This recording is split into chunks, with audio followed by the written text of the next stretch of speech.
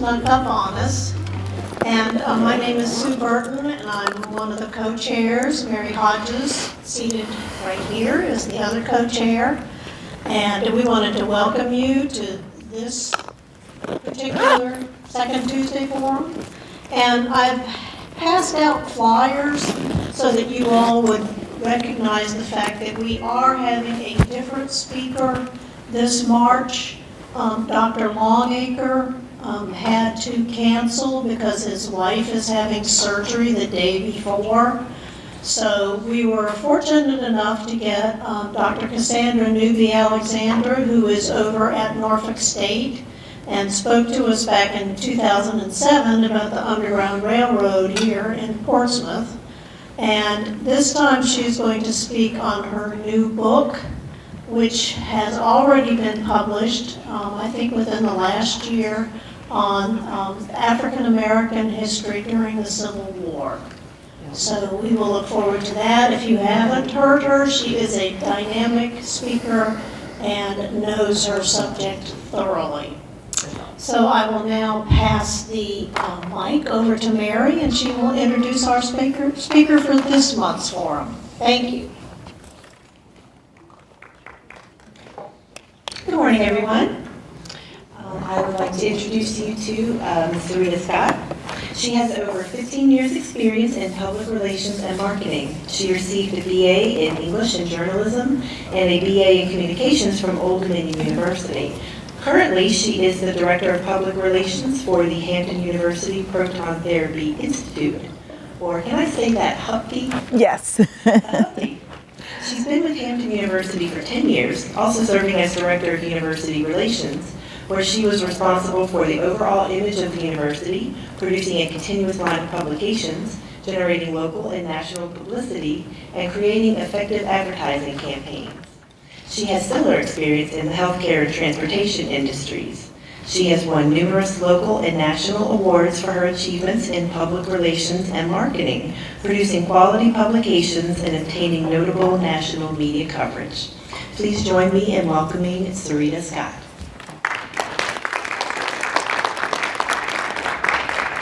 Thank you so much, Mary. Now, am I, okay, so you guys can. This mic is for the speakers here, and this mic is for the recording. I see. So Okay. we need two mics. Gotcha. You're good. I am on board now. So thank you so much, Mary, for that warm welcome. And thank you, ladies and gentlemen, for having me here today. I'd like to start by a show of hands. How many of you in the audience has heard of proton therapy before today? Wow, that's almost everyone in the audience. And that's a very, very excellent thing, because I'll go into why proton therapy is important in my presentation here shortly.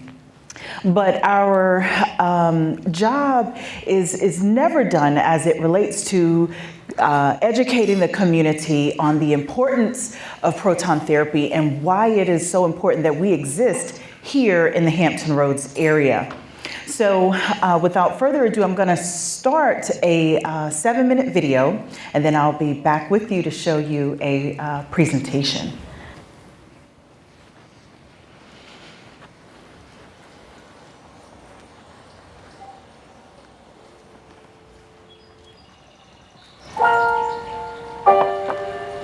The Hampton University Proton Therapy Institute. 85 million pounds of concrete, 430 tons of steel, and all heart. It's the largest freestanding proton therapy facility in the world, harnessing the power of protons to target cancer tumors with pinpoint accuracy. Unlike traditional radiation, which affects both healthy and diseased tissue in its path, protons release their power in exactly the right place, leaving surrounding healthy tissue largely undamaged. Medical Director Dr. Christopher Sinesi explains. And the jump to protons is the first and major change in radiation therapy delivery that has happened in my lifetime. There are cancers in parts of the body that are so difficult to reach with standard x-rays that we really only have a proton option. When you don't irradiate the sensitive surrounding normal tissues, you drive the side effects down. And that's what all the excitement is about. It's the prospect for higher cure rates and less side effects. You come out here and you don't feel tired, you feel nothing. I mean, you can't explain how incredible it really is. Hampton Roads leads the nation in prostate cancer fatalities. With early detection, proton therapy offers a treatment option with few side effects. Wasn't disruptive to my lifestyle at all. I was usually in here about 9:30 and probably by 9:45, I'm walking out to head back to work. Proton therapy is also becoming a treatment of choice for pediatric patients whose rapidly growing tissue is more subject to injury from radiation. Oncologist Dr. Allan Thornton has 20 years' experience in proton therapy. He's a nice dude, you know? He tells me everything. He tells me, about what's going on. I mean, he's a great guy. Is that my brain? That is your brain. No, I'm talking about on the right side. What is that? Oh, that's your ear. That's your ear. I enjoy being able to translate relatively complex issues to patients and explain it to them in a format that they can understand. This is as if I was looking at your brain from below, Griff. So you're laying on the table with your feet out, and I'm looking at your feet up. Many of the tumors with the children that I treat, I'm able to give a higher dose than I could with conventional therapy, and that translates into the increased cure for these children. Here's the little area where the tumor used to be, right there. Our staff of physicians, scientists, and radiation therapists share years of experience in radiation, physics, and oncology. It's very interesting to watch the patient's attitude change from that of fear of the unknown to that of very relaxed and very comfortable with coming here every day, and then up to that last day when they come here and they're ringing the bell and they're excited. It's the evolution of a patient from start to finish is one that's it's a very rewarding thing to see.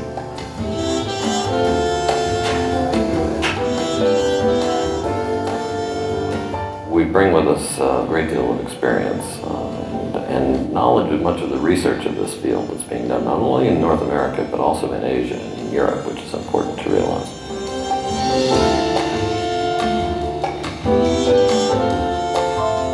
The caring and support we offer patients and their families is reflected in the center's spacious and sunny architectural design. Everybody was compassionate, everybody had charisma. I mean, everybody across the board. The patients and the staff too. They become friends and people that you really value knowing. Hey, Hampton, how are you? As soon as you walk in, it's, hey, how you doing? Like Mary Beth, she basically became like my mother here. The Hampton University Proton Therapy Institute is about more than treatment. I want to get you right back in here to a dressing room. It is a center for research by scientists and health professionals to expand cancer treatment and develop new technologies. Hello, my name is William Harvey, and I've served as president of Hampton since 1978. Over the years, we've harnessed the passion and dedication of so many of us to create new visions and new opportunities. The Hampton University Proton Therapy Institute is serving as a catalyst for new scientific discoveries and advanced care for cancer patients. As we work together to save lives, ease human misery, and advance medical knowledge, we build up our university, our community, and our world.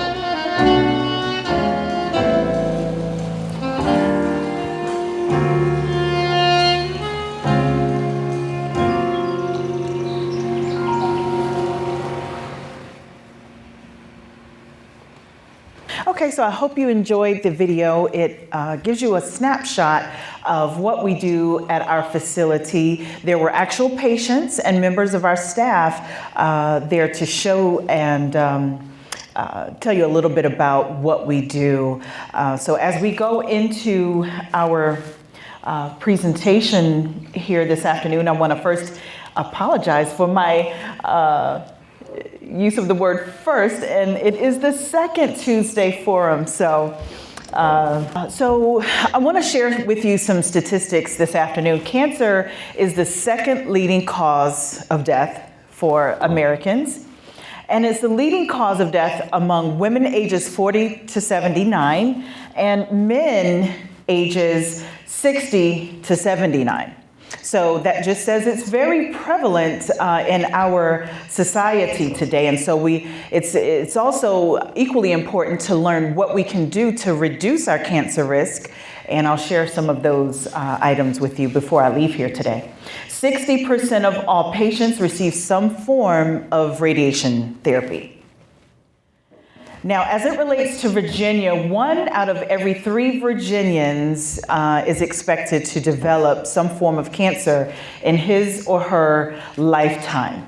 Hampton Roads leads the nation in prostate cancer fatalities. And so when I give this statistic, we get a lot of questions about why is that? Why does Hampton Roads lead the nation in prostate cancer fatalities? And the answer is that the research is still being done, but basically what we do know causes cancer is sometimes it can be genetics. Sometimes, this is a very fluid area. People, move in and move out of the area all the time.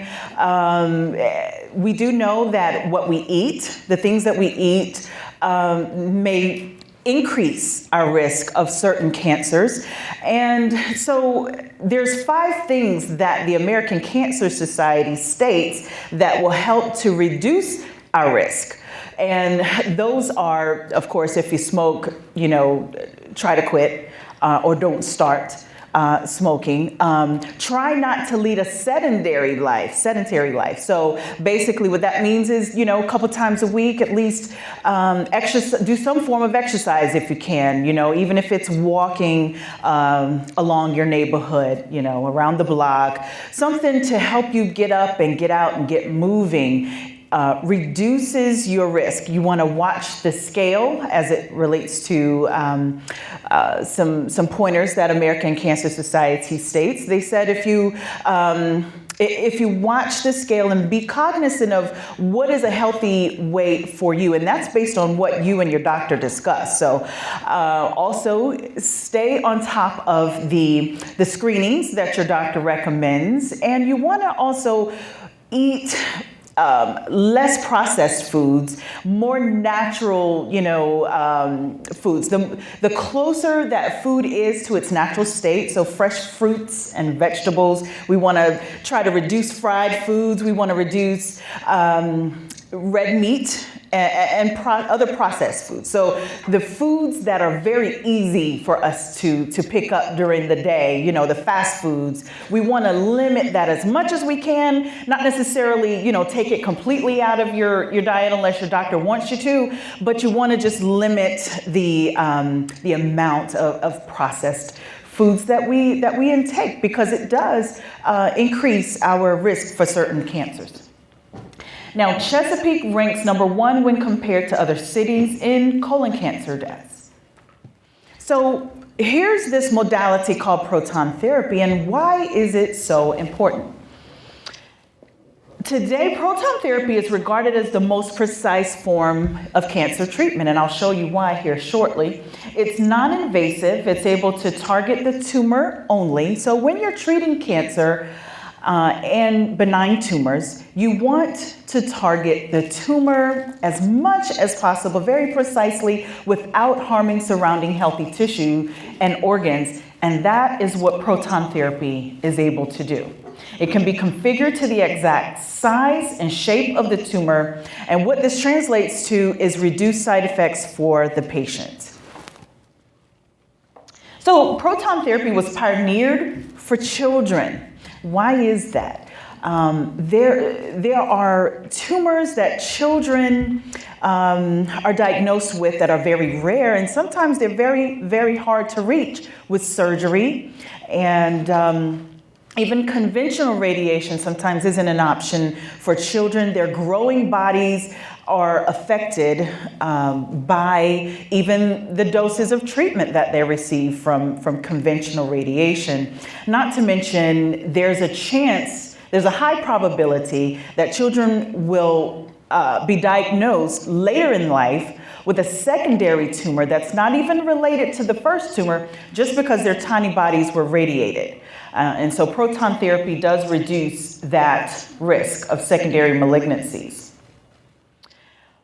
Previously treated patients, those who have had surgery or conventional radiation, can also benefit from proton therapy. We get that question a lot. You know, I've had surgery, or I've had, IMRT, and my cancer has come back. Am I a candidate for proton therapy? And the answer to that question is yes. We treat a lot of gentlemen at our facility who have had surgery for prostate cancer, for example. And, they thought, okay, well, I really just want the prostate removed, because if it's removed, then the cancer, my risk of the cancer coming back is just reduced, and I don't have to worry about the word cancer anymore. And so that's not always the case. Prostate cancer can sometimes come back even if you don't have a prostate. In the bed of the prostate, there can be some sign of cancer, and we have treated gentlemen who have had that be the case for them. So here is a diagram that shows you the difference between conventional radiation and proton radiation. They're both radiation, but conventional, as you see here, there's no scientific way to control the photon beam. This is photons, this is protons. So conventional radiation is going to travel through the body. It's going to affect everything in front and behind the tumor. It's going to enter the body. The highest dose is where it enters the body.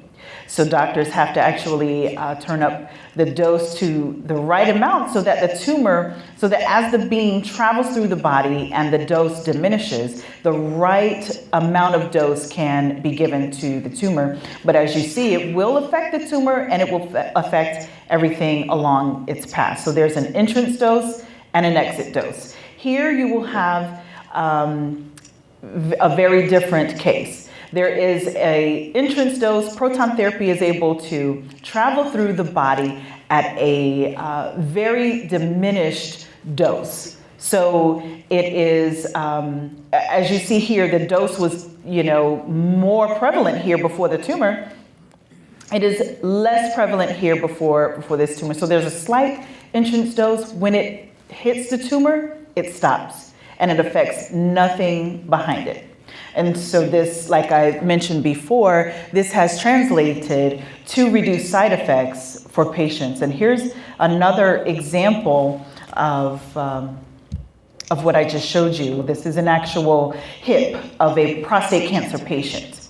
So this beam here, you can see this circle here is the prostate. And this is the rear end, this is the belly button. When you treat with conventional radiation, you're affecting everything, along the side here, along this side here, as well as the prostate. And if you've heard of IMRT, what that means is that they're going to do different angles of this same dose here. So they'll do an angle from this side, from this side, and what that means is everything in the abdomen actually gets a dose of treatment.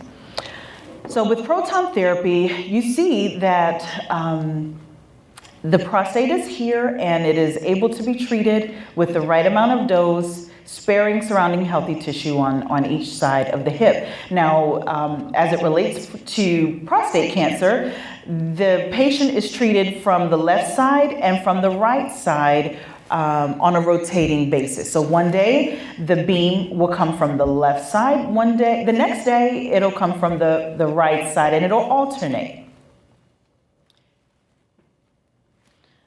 Currently, there are 13 Proton facilities in the United States. When we opened in 2010, we became the 8th facility. There are 35 Proton facilities worldwide, and to date, over 100,000 people have received proton therapy worldwide. And currently, there are 700 patients treated daily in the United States. And there are 10 Proton facilities under development in the US. There are facilities and medical institutions like the Mayo Clinic. There's Johns Hopkins opening a Proton facility. There is also Georgetown in DC also opening up a Proton facility. And there's just, like I said, a handful of Proton facilities under development in different areas of the country.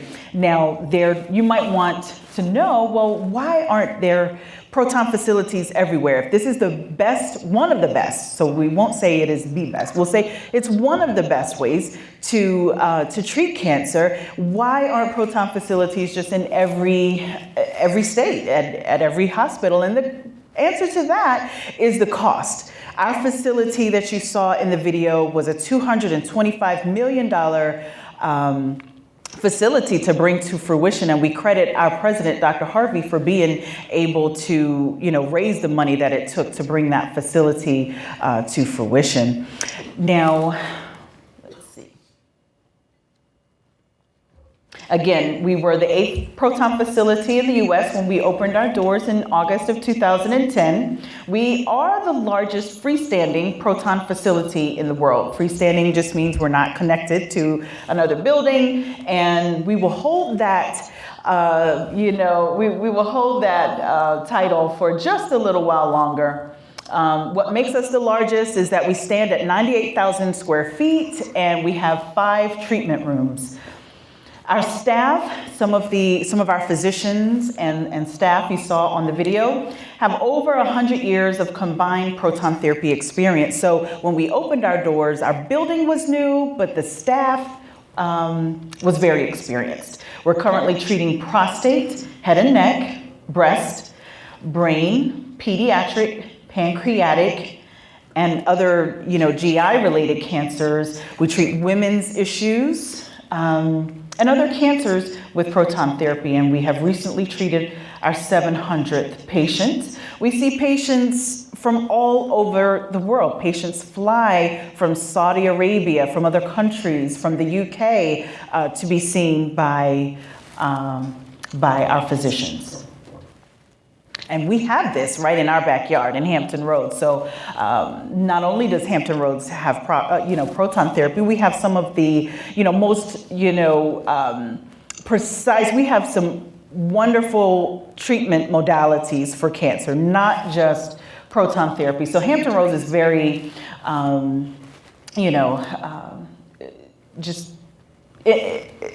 very fortunate to have these modalities at our leisure. Treatment experience. What's the treatment experience like? Appointments are normally 15 to 30 minutes per day. And depending upon the area that we treat, the patient will come to us anywhere from 1 to 9 weeks. The average time is about 8 weeks for, say, a prostate cancer patient. The treatment time, and this means the beam on time, is 2 minutes or less. And during that time, the patient doesn't feel anything, see anything, hear anything. Patients maintain their quality of life during and after treatment. And here's a quote from a former proton therapy patient who had a tumor, a brain tumor. And she said, "Proton therapy was my only option, and it has saved my quality of life." Rianta Wimberly, she was a Hampton University alum, and her specific situation was that she lost eyesight in one eye. And her doctors were concerned with saving her existing eyesight. So what she explains is that when she started her proton therapy treatments, after the first week, she saw light. After the second week, she saw motion. After all 28 treatments of proton therapy, her eyesight was restored in that eye that she lost her sight in. And of course, her current vision was spared as well. What happened in her specific situation was that the tumor was causing her loss of sight. So when she was treated with the proton therapy, the tumor shrunk and her sight was restored. And for her, it was she was very young when she was treated, 28 years old. So she wanted to have children. Conventional radiation would have not spared her pituitary gland. So as you know, if you remember those diagrams I showed you earlier, it's going to treat everything along its path. And so her pituitary gland was spared, and she's able to have children. And I keep in touch with her. She is doing excellent. This is what our Gantry treatment room looks like. The patient lies on this couch, what we call a couch, and this is the nozzle, and it's able to rotate 360 degrees around the patient, and so we can treat very large tumors, and we can treat very minuscule tumors that are, say for instance, on the lens, on the eye lens, or on the optic nerve behind your lens. So various sizes and shapes of tumors we are able to treat. This is the heart of our facility, the cyclotron. Now, I will say that proton therapy, it was discovered in the 1940s at Harvard that protons could effectively treat, cancerous and benign tumors. And so it was discovered by a scientist at Harvard, but it was manufactured overseas. In Belgium is where our equipment came from a company called IBA. And this is our cyclotron. It weighs 200 tons. Each half weighs 100 tons. And it was shipped over by boat, and when it was delivered from the dock to our facility, it was delivered by a very massive truck that was put together just so it could deliver this very massive piece of equipment. And so again, this is one of the reasons why it costs, to bring this equipment and this treatment modality to fruition, because the equipment alone is very massive. This is our beam line, and you see these yellow magnets. It controls the proton beam and tells it where to go, in which treatment room to deliver the proton therapy treatment. And this is an example of a patient and one of our therapists in the treatment room. And that's another look at the nozzle there. This is our medical director, Dr. Christopher Sinesi, and he has developed several of the radiation programs in the Hampton Roads area at various hospitals. And so we're very, very fortunate to have him on our medical staff. He's also developed several radiation therapy programs in North Carolina.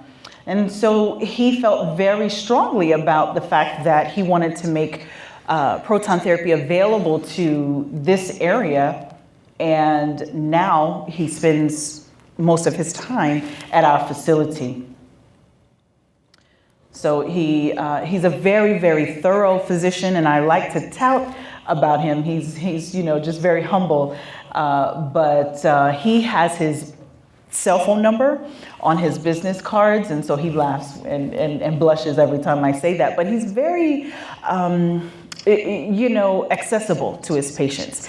his consults, when people, make a consult appointment to see him to say, is proton therapy right for my certain cancer? They're very thorough consultations, and he's known to be in the consult for anywhere from an hour or a couple of hours. He'll make sure every question that you have is answered. So like I said, we're very fortunate to have him as our medical director. This is Dr. Allan Thornton. He comes to us from Indiana, where he developed their proton therapy facility. And before that, he was at Harvard, and he is our head and neck specialist. And he travels all over the world to see patients. And what I like to say about Dr. Thornton is he's so educated in not just radiation oncology, but he can, treat during the day with proton therapy. And say, for instance, one of our patients had their car break down. He can go outside and fix your car, make sure you get home safely. That's just some of the things that Dr. Thornton has done. We had a vacuum when we were first opening that the belt, popped on the vacuum. He changed the belt. He's a pilot, and I'm very impressed by him and his passion behind what he does. He literally makes house calls in his pilot. Like I said, he came to us from Indiana, and before that was with Harvard. So he still follows some of his patients in other states, and he will, literally make house calls via his plane and fix his plane and maintain it. It's just amazing the things that he can do. So we're very fortunate to have him on our staff as well. Like I said, he treats a lot of the pediatric patients and the head and neck patients. Very, very thorough physician, very knowledgeable. Now, Dr. Andrew Chang, this is a picture of one of his patients, Doha. She is from Saudi Arabia. She came to us from Saudi Arabia to be treated. She had a base of skull tumor. So it actually was, at the base of skull, top of spine tumor. And she was able to, she felt very, very well during treatment. She was able to study. She was in high school. She's in college now. She was in high school when she came to us, so she was able to continue her studies while she, underwent proton therapy. But Andrew Chang came to us with over 12 years of experience, and he has developed our pediatric oncology program and women's health programs. Prior to joining our team, he was with the Midwest Proton Radiotherapy Institute in in Indiana. And before that, he was with Loma Linda. Now, Loma Linda was the very first hospital that opened in the 1990s in the US to treat proton therapy. Now, Dr. Tyvin Rich, another knowledgeable physician, he came to us from UVA, and where he was the chair of their radiation oncology program. And he has been the professor of some of our physicians that we have on staff, so they get a kick out of that. He is our gastrointestinal and lung specialist, so pancreatic cancers, stomach cancers, those types of areas, that is his specialty. So that's Dr. Rich. He's, an awesome physician as well.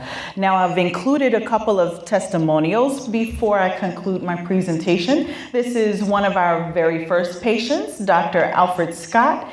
And basically his testimonial is that in July of 2009, he was diagnosed with prostate cancer, and he states that he had some friends and family who had treatments, who had other treatments, radiation or surgery, and he wanted to seek an alternative treatment.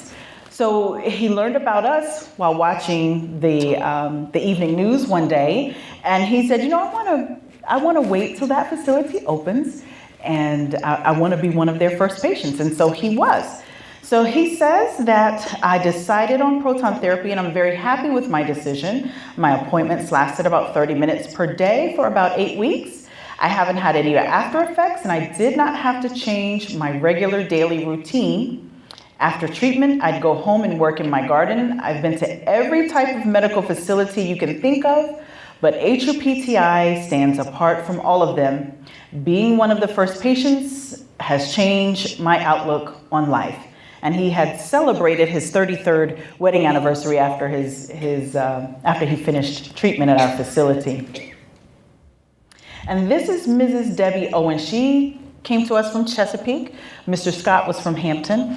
She had a brain tumor, and she states that, with conventional radiation, there was a possibility of blindness. She's a busy mother of 3 and basically wanted to see all of her children's milestones. Her daughter was about to get married, and she wanted to be able to experience it. So she chose to have proton therapy. And she said she was diagnosed in 2010 with a brain tumor.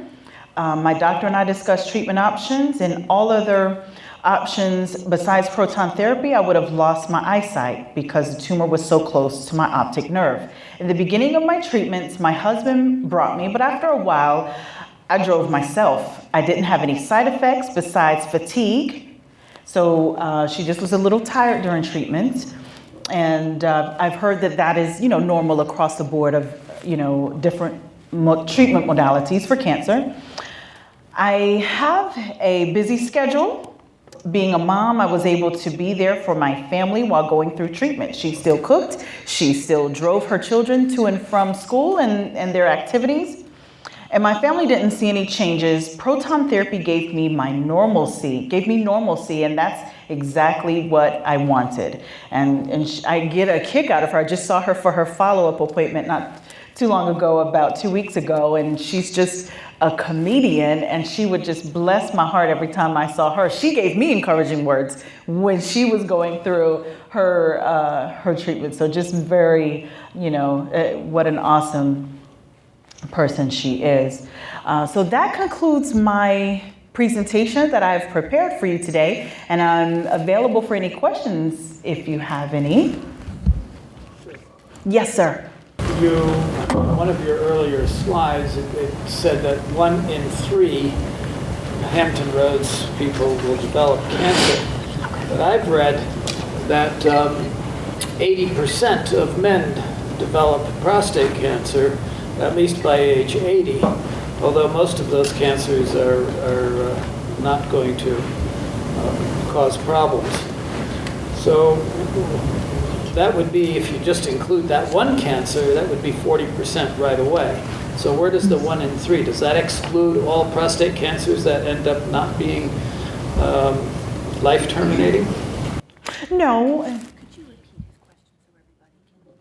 Okay, sure. So I believe your question is, where does this statistic, 1 in 3 Virginians will develop some form of cancer in his or her lifetime, come from? And does that include prostate cancer and the fact that it is not necessarily a cancer that has to lead to mortality? Is that what your question is, sir? Well, how do you reconcile the 80% figure with the 33% figure?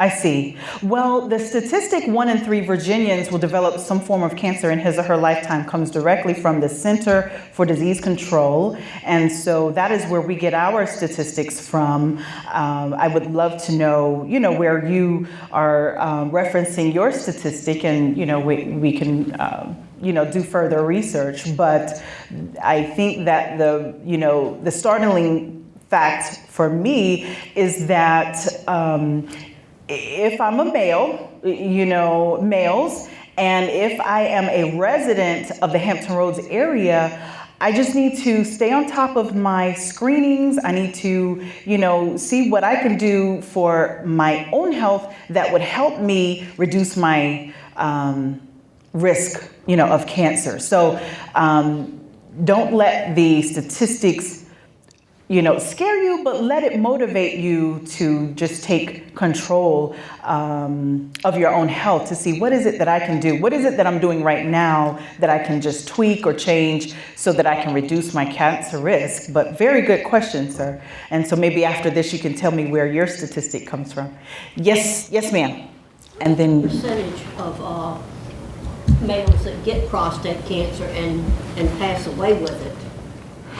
That being the cause other than some other type of cancer. Right. So as I stated before, Hampton Roads is fortunate to have various treatment modalities for cancer. And so this area is known, like I said, to lead the nation in prostate cancer mortalities. But now, because we have so many cancer treatment options available to us for prostate, there are there's seeds. Seeds are implanted in the prostate.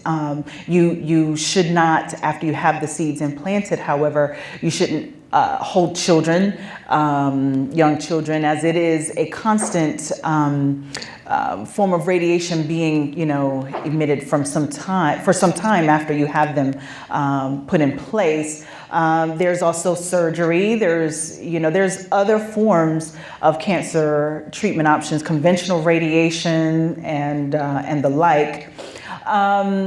But like I said, it's a slow growing cancer. It is very prevalent in men. It is very prevalent in men, but it is not the type of cancer that one needs to lead to one's end of life, because of the fact that there are many treatment modalities that can, help someone take care of the prostate cancer. And number two, it is slow growing. So when you hear of the mortality statistics, they are what comes into play with that statistic is the fact that maybe patients have learned of the diagnosis a little later. And so when we don't stay on top of our yearly annual screenings and checkups, and we find out about a diagnosis a little later, that means the available options to us become a little bit more slim.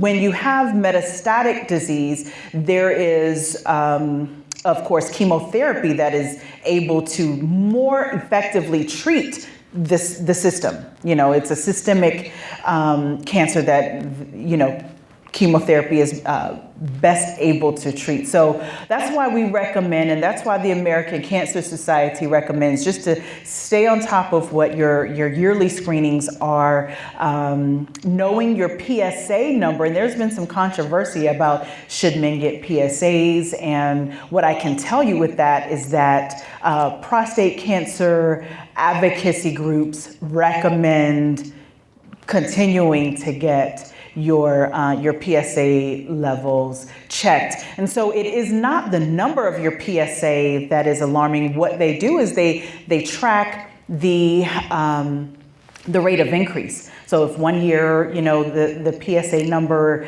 is, here on the chart, and then it jumps the next year, that's something that your doctor will want to check into. But like I said, very good question. Prostate cancer is a slow growing cancer, one of the slowest growing cancers, and there are many treatment modalities at one's disposal to be able to treat prostate cancer. Yes, ma'am. I just wanted to say that you've evidently very good to have that facility. And I was debating upon coming whether it was going to be interesting, but I thoroughly enjoyed it. Oh, thank you so much. Very informative. Thank you so very much. It really means a lot. It really does.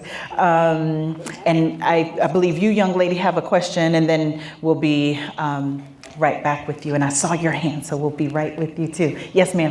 Okay, my question was, how do you get a referral? Does it have to go through your doctor? Do you call up and make your own appointment? Or how does that happen? Very good question. So the question is, do we need a referral to be treated at the Proton facility? And the answer is no.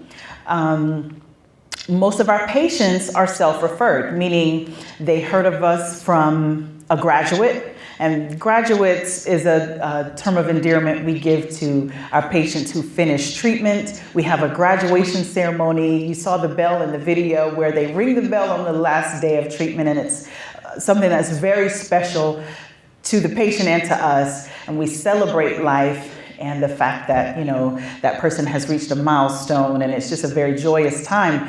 But you do not need a referral. Now, some doctors will say, you know, will call us up and say, you know, my patient, you know, has an issue and I want to refer them to you to be seen. However, a lot of our patients, about 60% are self-referred, which means they heard about us from a graduate of ours or from someone who was treated with proton therapy at another facility. So before we opened in 2010, we had Virginians you know, going to other proton facilities in the area. There's a gentleman by the name of Mr. Robert Ralph. He's a proton therapy advocate. He had prostate cancer and flew to, actually, no, he did not fly. He drove his RV, he and his wife, to California to be treated at their facility before we even existed. So, and that went on before we opened our facility. So that's another reason why, you know, it's important that we're here, is because this modality is available now to Virginians and, you know, people on the East Coast, and you don't have to, you know, relocate to another facility. But very, very good question. You don't need a referral, although there are physicians who will refer their patients to us. All you need is a diagnosis. And so I believe you had a question, you young lady, and then we'll go back into this area for two questions that I see. Yes, ma'am. Well, my sister received a gamma knife procedure in the mid-90s when it was emerging technology. Mm-hmm. Has proton therapy replaced that, or is it a result of that? Has it developed out of that procedure? No, so gamma knife, and that's a good question. Gamma knife is a totally separate procedure altogether, and it did not, proton therapy, they exist, you know, one of their own. So they did not develop, neither of those modalities existed or derived from the other. They just, you know, the medical advancements have brought those modalities to fruition. So, gamma knife is similar to conventional radiation, whereas it will be, you know, radiation that comes into play, but it's something totally different than proton. Mm-hmm. Very good question. Yes, ma'am. Is there any difference in insurance companies covering this type of radiation as opposed to conventional radiation? Very, very good question. The question is, insurance companies, do they cover proton therapy? And over 200 insurance companies across the country cover proton therapy. We sometimes receive pushback from insurance companies as it relates to treating prostate cancer, because proton therapy is more expensive than conventional radiation, as you can imagine, because of the, the facts that I gave you in the presentation.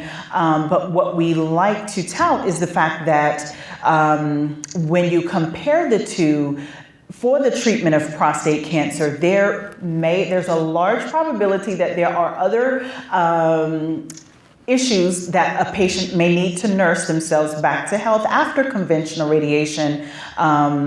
There may be erectile dysfunction, there may be incontinence, and those types of things that may need to be addressed. With proton therapy, that is drastically reduced. And I'll give you another statistic. The recurrence rate, and this is as it relates to a study that the University of Florida Proton Therapy Facility has published, that states, and it was Dr. Nancy Mendenhall who published this study, that the recurrence rate and the complication rate for proton therapy is less than 10%. It is much more than that when you want to compare the modality to conventional radiation. But so bringing back to your question, sometimes insurance companies want to say, treat this person with the cheapest form of treatment for the issue. And so that's why it's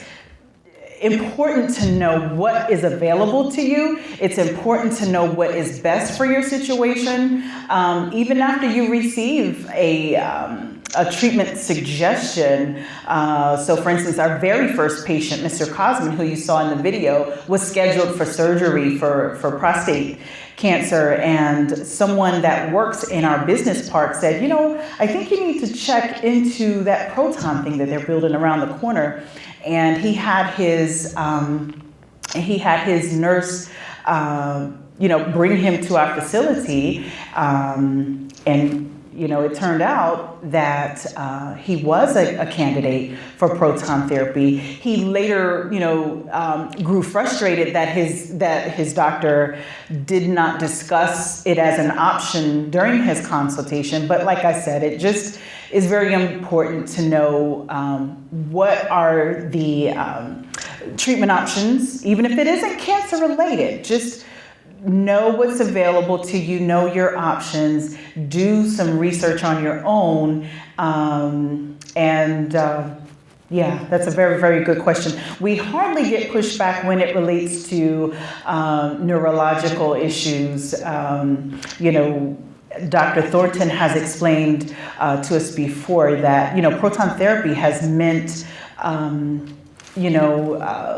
major quality of life savings to many of his patients, not just at the Hampton University Proton Therapy Institute, but at Harvard and at, the MPRI in Indiana. So, it's clear, for pediatric and for neurological issues, doctors definitely, correlate, and they see the importance of using proton therapy for those patients, but they view prostate cancer as having other options available that may cost less. So while we do have relationships with insurance companies in this area that cover proton therapies, there are some times when we have to get involved and help the person with a grievance to their insurance company, and our doctors get involved in our insurance department. And we've got a question in the back, and then we'll come to you, sir. Yes, ma'am. Speaking of the cheapest, specifically, do Medicare and TRICARE cover with proton therapy? Yes, ma'am. So Medicare, Medicaid, TRICARE all cover proton this therapy. Audience, that's very relevant. Right. And I will tell you that there was a young couple who was treated, I say young couple, and really wives go through, prostate cancer with their mate as well. But there was a young gentleman who was treated at our facility. He was from Chesapeake, and he was treated for prostate. And his doctor, before he came to our facility, said, in the consult, he said, well, what about proton therapy? He said, okay, well, you know what? It's so expensive. So you might not want to check into that. But his doctor was recommending surgery, and he and his wife wanted to check into proton therapy for themselves. And so they chose to do that. Well, it turns out this particular gentleman that I speak of, his insurance company covered everything, and not to mention he had Aflac, the duck that we see on the TV, the Aflac duck. And for him, and it motivated me to look into Aflac, but for him, he received, benefits. On top of his insurance company paying for everything, he just received a check because he was going through cancer treatment. So, I just encourage anyone to look into, not just, like I said, not just proton therapy, look into, healthcare decisions and make sure it's a decision that you're making because you feel like it's the best for you. Yes, sir. Here's an Aflac question. I'll try to answer it. In order to get the insurance company away from separating the doctor and patient, do you think that states across our country, starting perhaps with this one, should give doctors a tax credit for charity care? That way the doctor would be free to prescribe whatever the patient needed without having to fight the insurance company. I think that's a very, very good, point. And the point and question is, do I think that physicians should receive a tax credit so that the patient can receive whatever, treatment is deemed necessary or is deemed best for that particular patient? And I think that's a very good point to make. Sometimes we can feel, I know, just taking myself out of the role that I play at my facility here, I've been in healthcare for a very long time, and I have to tell you that I've never seen the things that I see by being in this position that I'm in now. And a lot of our patients, they'll confide in me and tell me what their personal experience was with their physician, and I, like I said, it leaves me speechless, and that's why I just try to push education to the community. Just educate yourselves. But that's a very, very important point to make. You never really want to feel like you have to have a certain treatment because your insurance company is forcing you to do so. And I would encourage anyone to push back on that. Yes, sir. Okay, I'm sorry. This is our last question, I've been told. Three-part question. First, with respect to the last question, you said it was a good point, but you didn't say whether or not you approved of it, or whether you thought it was a good idea, whether it was something that you supported. And if you did, I want to ask you whether the tax credit should be refundable or non-refundable. Maybe that's too much of a technical question, but I didn't hear you say whether or not you approved it as opposed to, or whether you supported that concept as opposed to simply saying it's a good point. With respect to our second question, I heard her ask, what is the mortality rate for prostate cancer? And I don't believe we got an answer to that. And my third question is, it's my understanding that proton therapy, what you call proton therapy, consists of alpha rays. And alpha rays are a form of radiation. Tell me if I am right, as opposed to beta radiation. And if I am right, then tell me, since alpha radiation was used by the Soviet Union to murder dissidents in Great Britain, it would appear to be not an innocent form of radiation, and great care would need to be exercised with it if that's true. So those are my three questions. Quite a mouthful. You may have to come up and talk to her about that, because it is after 1 o'clock and Mr. Schoenfeld likes his staff to be able to clean everything up at 1 o'clock. And thank you all very much for coming. We appreciate it. And if you do get a chance, please come March 11th to hear Dr. Cassandra Newby-Alexander. Thank you again. Thank you for having me, ladies and gentlemen. I will be here for any other questions for a short period. So thank you again for having me. And if you'd ever like to tour our facility, we do tours every Friday, and we love to send speakers to groups for for presentations. And thank you once again.